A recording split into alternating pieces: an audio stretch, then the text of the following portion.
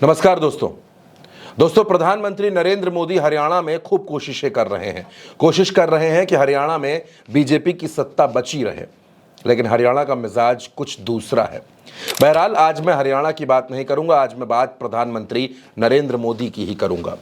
दोस्तों, नरेंद्र मोदी के लिए 3N एक बड़ी मुश्किल बन गई है। ये 3N क्या है, ये कौन सी थ्योरी है, ये भी मैं आपको बताऊंगा। सीधी सपाट बात बताऊंगा कि आखिर चल क्या रहा है और प्रधानमंत्री नरेंद्र मोदी किन मुश्किलों का सामना कर रहे हैं। 3N का मतलब दोस्तों सीधे सीधे है, पहला नाम नितिन गडकरी। एक एक नाम के साथ मैं आपको बताऊंगा कि किस तरह तीन लोग प्रधानमंत्री नरेंद्र मोदी के लिए बड़ी टेंशन बन गए हैं। दोस्तों, नितिन गडकरी बीते वक्त से जैसे जैसे बयान दे रहे हैं, सबसे पहले उन्होंने भ्रष्टाचार को लेकर जो बयान दिया कि हमारे देश में फाइल पर वजन रखो तो वो आगे बढ़ जाती है। उसके बाद वो कहते हैं कि विपक्ष की तरफ से उनको प्रधानमंत्री पद का ऑफर हुआ था, लेकिन उन्होंने ठुकरा दिया। फिर नितिन गडकरी ये बात कहते हैं कि चौथी बार सरकार नहीं आएगी, ये गारंटी है। और उसके बाद वो कह देते हैं कि मैं मजाक कर रहा था। उसके बाद नितिन गडकरी का एक चौंकाने वाला बयान आता है, सब्सिडी पर वो सवाल खड़े करते हैं। पिछले 10 सालों में नरेंद्र मोदी सब्सिडी के नाम पर हर अपनी जनसभा में, रैली में लोगों के बीच जाकर सब्सिडी का बखान करते थे, और नितिन गडकरी ने सब्सिडी पर ही सवाल खड़े कर दिए, सरकार को विषकन्या तक कह दिया। नितिन गडकरी के बयान आखिर किसके खिलाफ है? राजनाथ सिंह के खिलाफ तो है नहीं, वो प्रधानमंत्री नहीं है। नितिन गडकरी के बयान संघ के खिलाफ नहीं है, तो फिर नितिन गडकरी के बयान किसके खिलाफ हैं? और बड़ी सफाई से नितिन गडकरी बचकर निकल जाते हैं कि मैंने प्रधानमंत्री को कुछ नहीं कहा, लेकिन दरअसल नितिन गडकरी का निशाना सीधे सीधे प्रधानमंत्री नरेंद्र मोदी ही रहते हैं। नितिन गडकरी भी बीजेपी के अध्यक्ष रह चुके हैं दोस्तों।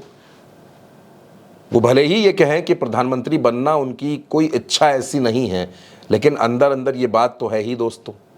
संघ के करीबी भी हैं, नागपुर से आते हैं, संघ पसंद करता है। 4 जून के बाद से कई मौक़ों पर ऐसा देखने को मिला कि नितिन गडकरी और नरेंद्र मोदी के बीच में संबंध कितने बेहतर हैं। यानी नरेंद्र मोदी के लिए एक बड़ी चुनौती नितिन गडकरी हैं। और दूसरी चुनौती दोस्तों, यानी दूसरे N की हम बात करेंगे, नीतीश कुमार। नीतीश कुमार बिहार के मुख्यमंत्री हैं, गठबंधन में शामिल हैं। उन्हीं की बैसाखी पर नरेंद्र मोदी की सरकार टिकी है। एक वो और एक दूसरी बैसाखी दक्षिण से आती है, उस पर भी बात करेंगे। नीतीश कुमार लंबे वक्त से खामोश हैं। बीच में दिल्ली आए थे तो दिल्ली आकर भी वो टेंशन ही दे गए।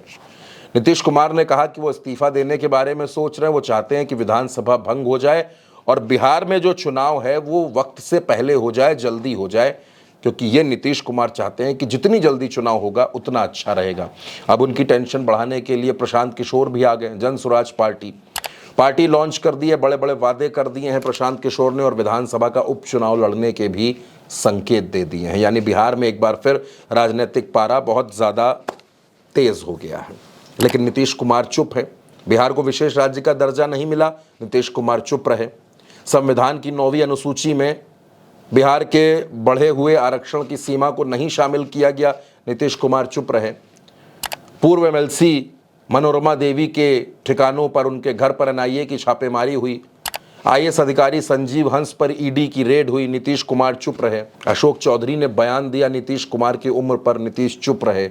और नीतीश कुमार की चुप्पी अपने आप में खतरनाक है। जब नीतीश कुमार चुप होते हैं तब वो टेंशन बढ़ाने वाले काम करते हैं, टेंशन बढ़ाने वाले चीज़ें कर देते हैं। अब नीतीश कुमार ने तनाव दे दिया है। बिहार चुनाव के पहले कुछ भी हो सकता है, या यूं कह लीजिए कि नवंबर का महीना आते आते, दिवाली खत्म होते होते कुछ बहुत बड़ा हो जाएगा। यानी नीतीश कुमार भी नरेंद्र मोदी के लिए तनाव की एक बड़ी वजह है। और दोस्तों, एक और वजह, चंद्रबाबू नायडू गठबंधन में हैं, नरेंद्र मोदी के साथ हैं, लेकिन नायडू भी लंबे वक्त से चुप है। बीच में वो बार बार दिल्ली आए, नरेंद्र मोदी से मिले, अमित शाह से मिले, निर्मला सीतारमण से मिले। आंध्र प्रदेश के लिए बड़े बड़े प्रोजेक्ट्स के लिए वो पैसा मांग रहे हैं, नए प्रोजेक्ट्स पर काम करने के लिए वो पैसा मांग रहे हैं। उतना पैसा दे पाना नरेंद्र मोदी के बूते से बाहर हो रहा है। नायडू भी कुछ भी कर सकते हैं। चंद्रबाबू नायडू राजनीति के कैसे मंझे हुए खिलाड़ी हैं, क्या कुछ करते हैं, आप वरिष्ठ पत्रकार KP मलिक से सुनिए। चंद्रबाबू नायडू बहुत हार्ड कोर बार्गेनर है। और वो आपको अंतिम समय तक ब्लैकमेल करेंगे और आप उनमें इतना उलझा रहेंगे कि आप ना देश का भला कर पाएंगे, ना पार्टी का भला कर पाएंगे, ना संघ का भला कर पाएंगे। और आपको याद करना चाहिए कि वाजपेयी की गवर्नमेंट में भी चंद्रबाबू नायडू एनडीए में थे और सबसे पहले गठबंधन तोड़ने वाले वही थे। और जब पार्लियामेंट में पत्रकारों ने सवाल प्रमोद महाजन से पूछा था, तो उन्होंने ये कहा था कि अब इन्होंने ऐसी ऐसी डिमांड रखनी शुरू कर दी है। वाजपेयी जी ने कह दिया अब इनकी कोई डिमांड पूरी नहीं होगी और इनको जो करना है कर ले। भारतीय जनता पार्टी को ऐसे मोड़ पे चंद्रबाबू नायडू ने खड़ा कर दिया था लाके कि वो इनकी मांग पूरी करने की हिम्मत ही नहीं थी उनमें, या सामर्थ्य नहीं बची थी भारतीय जनता पार्टी की केंद्र सरकार। तो इनको मोदी जी इनको ठीक कर लेंगे या मोदी जी इनकी सारी आवश्यकताएं पूरी कर देंगे, इस पे भी संघ को डाउट है।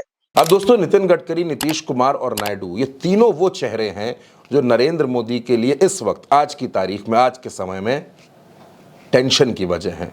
नितिन गडकरी अपने बयानों की वजह से, नीतीश कुमार अपनी चुप्पी की वजह से और नायडू अपनी मांगों की वजह से।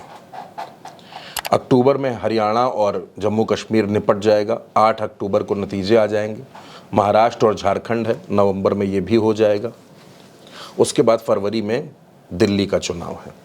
अब दावा यह किया जा रहा है कि दिल्ली चुनाव से पहले ही देश की राजनीति में उथल पुथल मचेगा और ये जो नाम मैंने आपको बताए, नितिन, नीतीश, नायडू, ये तीनों प्रधानमंत्री नरेंद्र मोदी की कुर्सी के लिए खतरा बन सकते हैं। अब क्या कुछ होगा दिल्ली में दोस्तों, ये नवंबर में तय होगा, लेकिन फिलहाल एक बात बिल्कुल साफ है कि ये तीन चेहरे प्रधानमंत्री नरेंद्र मोदी के लिए कहीं से भी शुभ संकेत नहीं हो सकते। दोस्तों, इस वीडियो पर, इस खबर पर आपकी जो भी राय हो, अपनी राय हमें कमेंट बॉक्स में ज़रूर बताइएगा और उल्टा चश्मा यूसी को सब्सक्राइब ज़रूर करिएगा।